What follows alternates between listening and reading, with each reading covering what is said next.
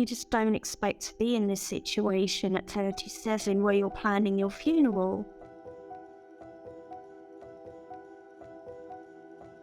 Everything was normal. I was just going around my daily business, such as school run. It was only when I went to the GP that they sent me for what they called a preventative mammogram, and the whole diagnosis came about. When it was found, it was in 3 places: the breast, the lymph node and the lungs. So it really was just cracking on with the treatments.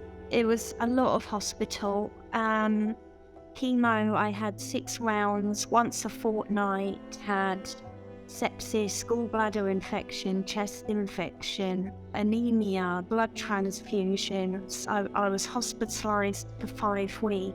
My children couldn't see me because there was a COVID outbreak, and I didn't want them to see me hooked up to this IV machine. They told me that it's in both lungs. They can't do anything at this point. It's just slowing it down. You just don't expect to be in this situation at 37 where you're planning your funeral.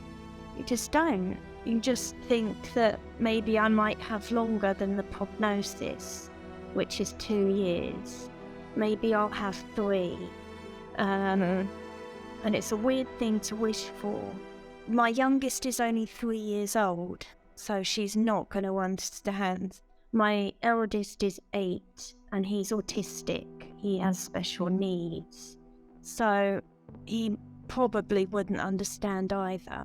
We believe ignorance is bliss at this point. While I'm feeling okay, things have gone back to normal for as long as possible. And we will tell him when the time is ready, when we have to. At the moment, we've got a few things like a children's party for my youngest in March, where she'll be 4. We've got a little break in Hastings. It might not sound like much, but it's just a family weekend. We're planning all these little weekends where we go somewhere where the children can just play and they can, remember those happy times with Mum.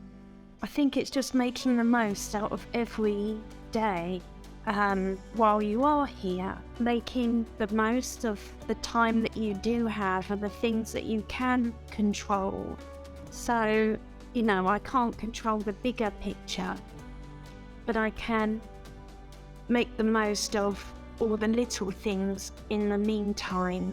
I'm actually campaigning for awareness.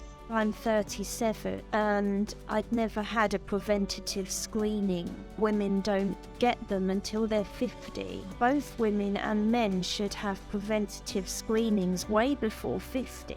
Rather than thinking of the inevitable, thought I can do is raise awareness. And I want my children to be proud of me for doing that.